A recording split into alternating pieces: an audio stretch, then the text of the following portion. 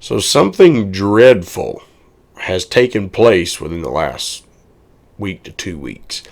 Now, I made mention of this in some of my recent videos.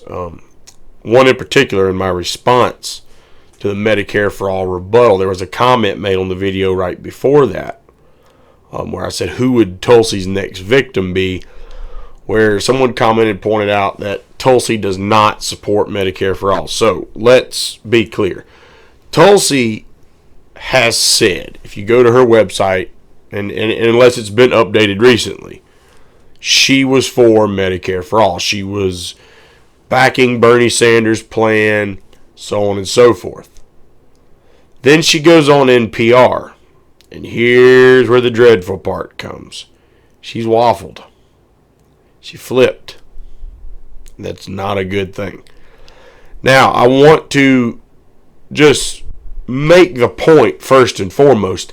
I don't think she's done this because she's bought by Big Pharma, bought by the insurance companies, bought by the private hospitals.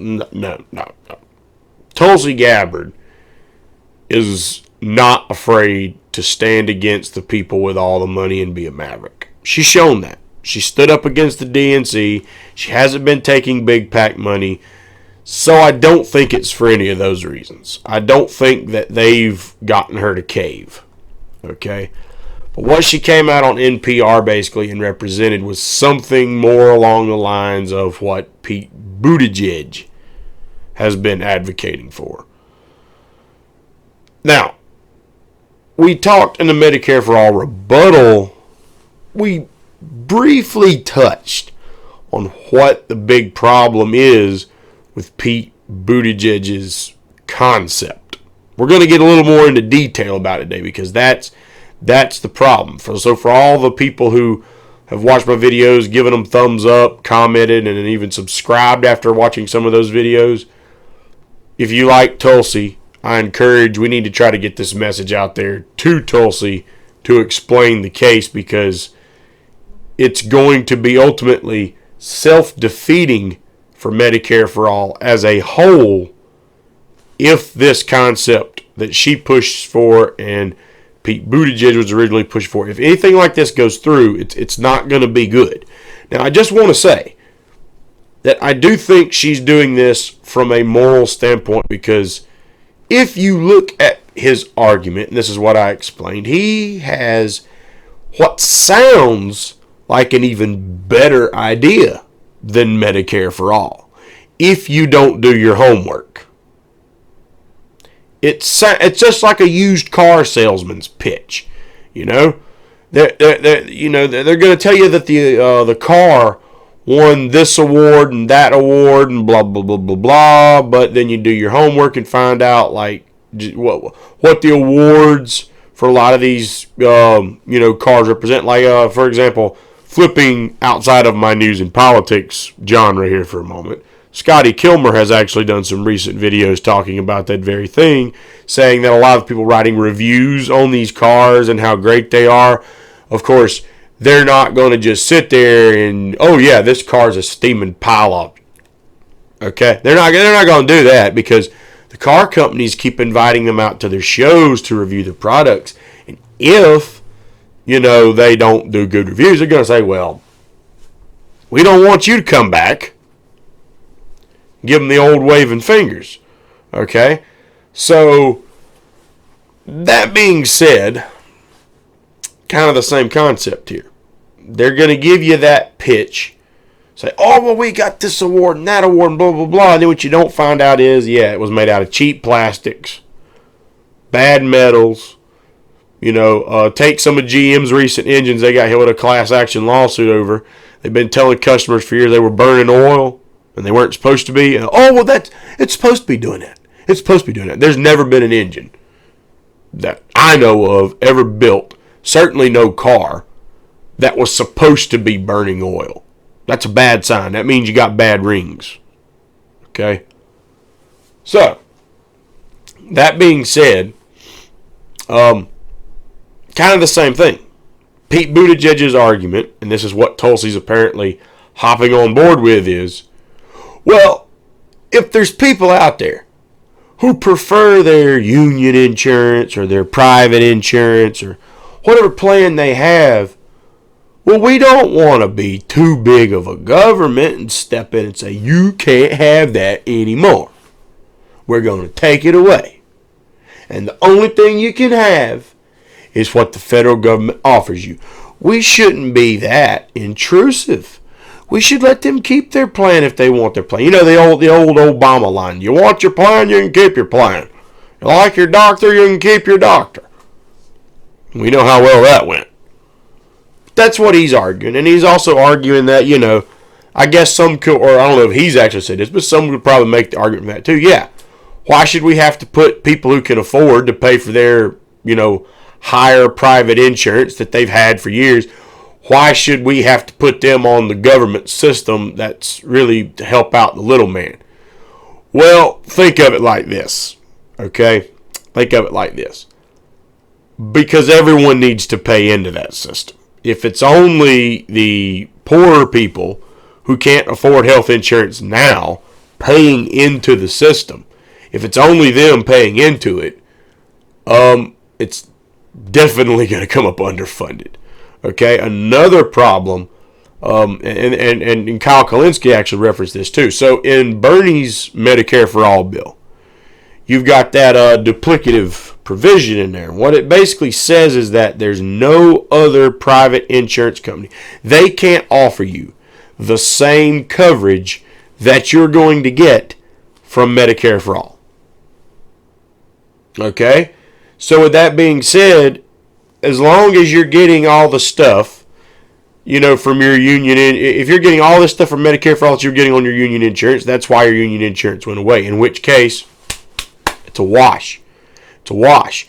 Now, I don't know every union plan out there. I don't know everyone's private plan out there. So just to play devil's advocate for a moment, this is what makes the most sense to me, more or less for the unions aside from the private.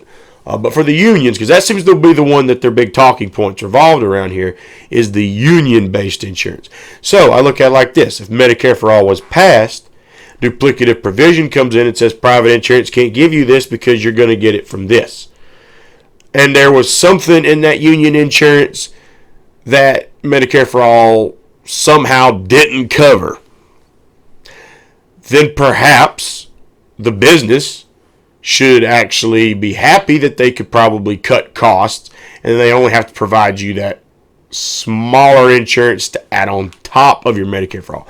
Because there is nothing that says you can't add on top of Medicare for All. You can't buy extra insurance like what they call today, like, Medicare Advantage plans and stuff like that. You can buy extra insurance to cover things that regular Medicare is just not going to cover. You can do that. So why don't they do that as a incentive if for some reason Medicare for All comes in and takes out a big chunk of the union insurance, but there was still little slivers in there that Medicare don't cover? Well, then provide that to your workers. Just provide that little bit extra to your workers. And that way they still have everything they had before, and guess what? It's a wash, bud. We're done talking. They've got the same coverage. Everyone's paying into the system.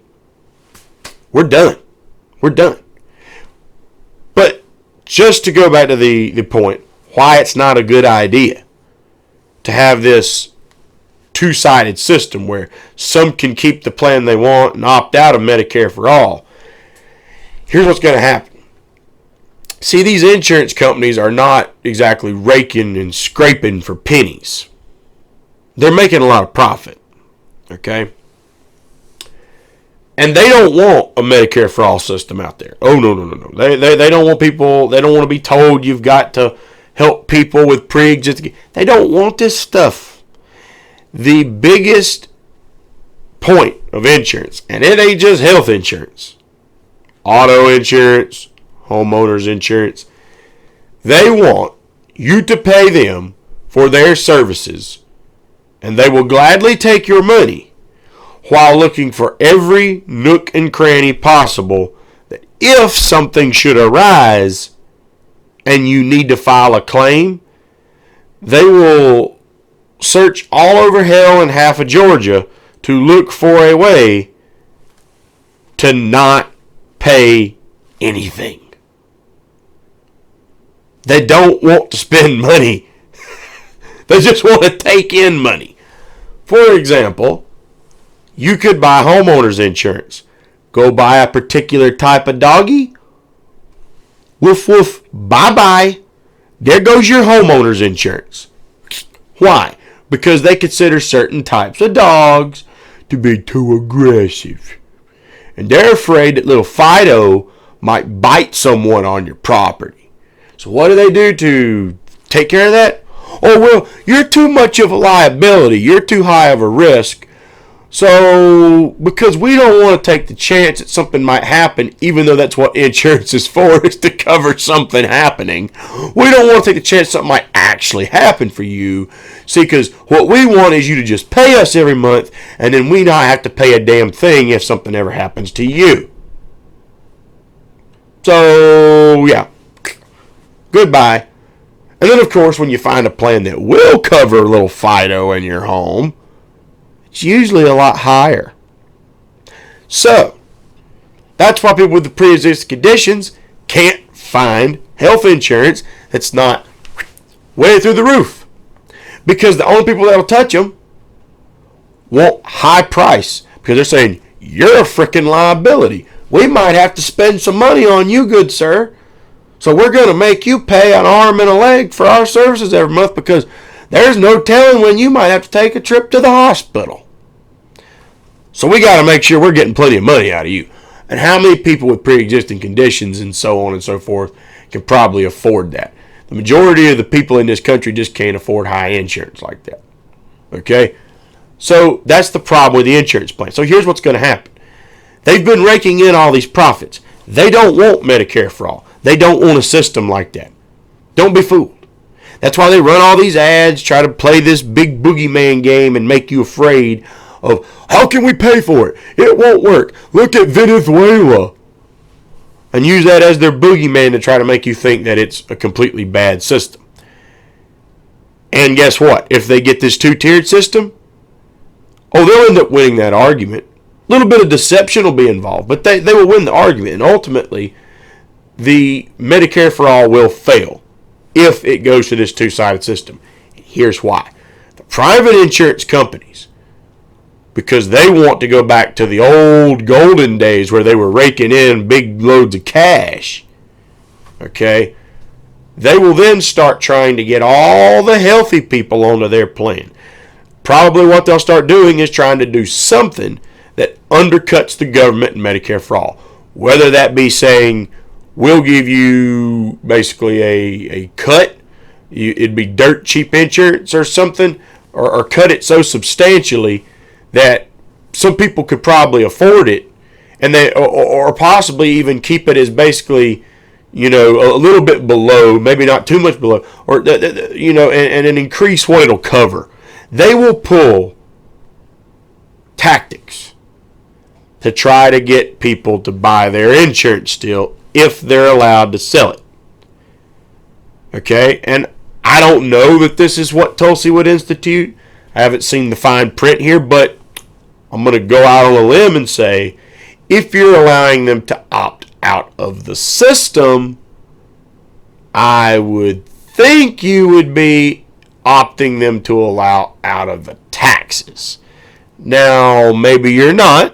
I could see that not happening just as well as I could see it happening. Just from a logical standpoint, and I know applying logic to the government doesn't exactly work a lot of times, but from a logical standpoint, if you tell them they can keep their private union insurance, where they're already having to pay per month, so why are you going to make them pay taxes on something they're not even using? That's kind of just like right now you've got all the wealthy people who make over a certain amount that don't pay into Social Security because they make enough money they're probably never going to use Social Security, so they don't pay into it. I would think that would follow along the same guidelines, which again would only hurt the process of it being underfunded. That's why I said earlier it would most definitely be underfunded. Now, if they're having to pay into it, and they're not having to use it, and they're having to pay for the other stuff, okay, yeah, that's definitely not fair to people at all.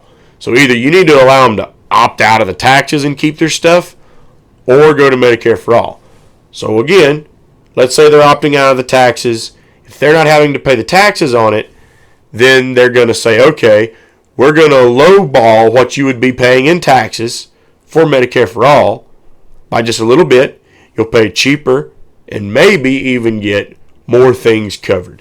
They will pull stunts like that to get people to sign up. You mark my words. But it will only be healthy, non-risk people.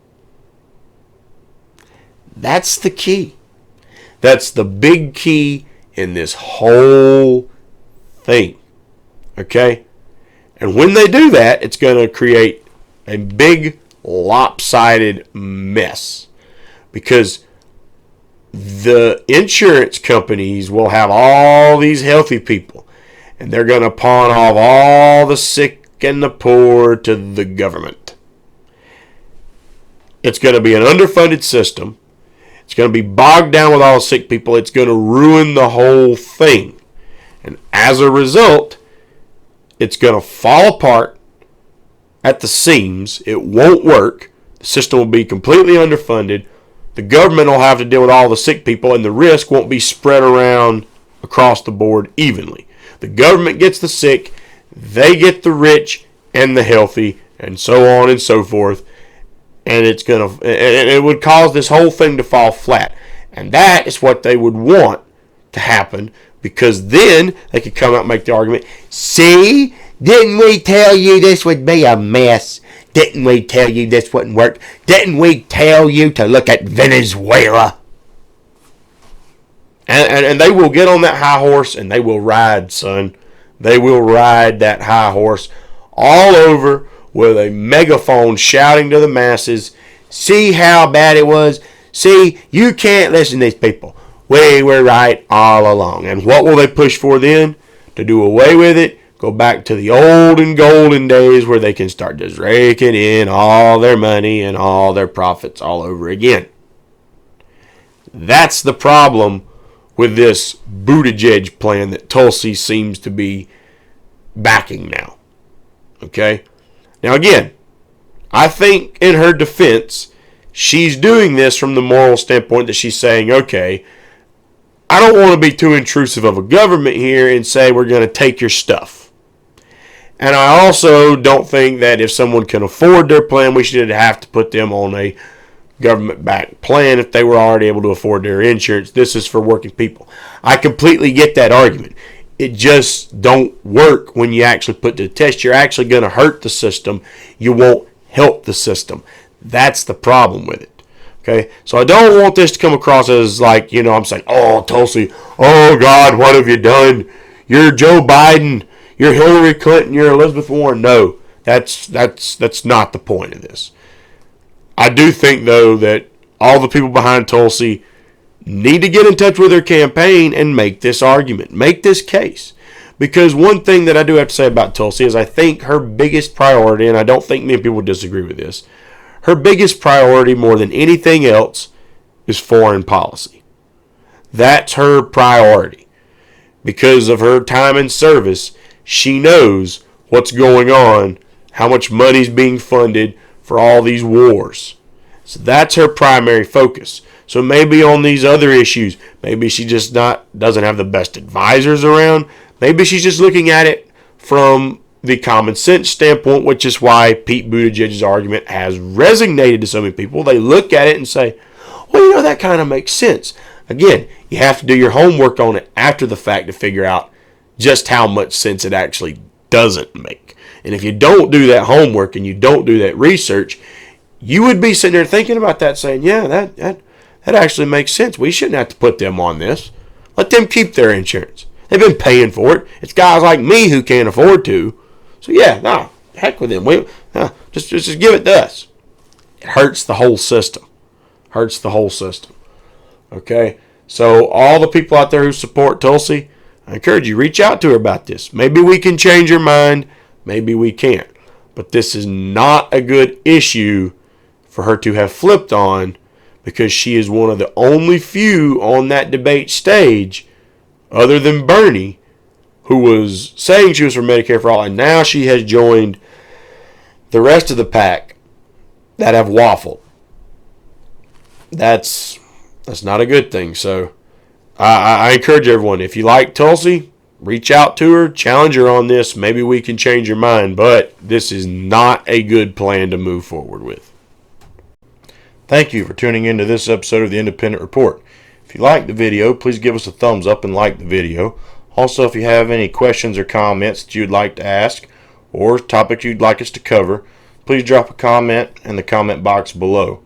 And also, please subscribe to the channel, and if you do subscribe, ring that bell so you'll stay up to date when we drop new videos and you'll get notifications of it.